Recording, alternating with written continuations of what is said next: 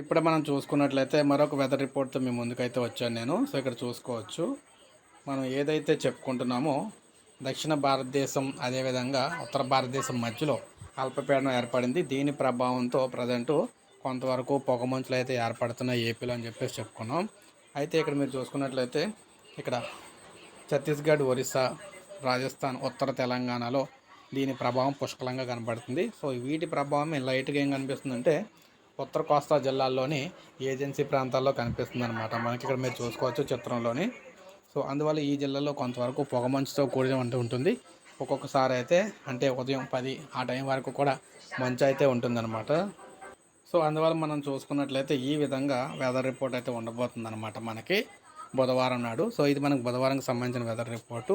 So ఇప్పుడు చెప్పుకున్న ప్రాంతాల్లో కొంతవరకు పొగమంచులు అయితే ఉంటాయి. అయితే రాయలసీమలో కూడా కొంతవరకు ఇక్కడ బుధవారం నాడు పొగమంచు ఉండే అవకాశం అయితే ఉందన్నమాట ఉదయాన్నే.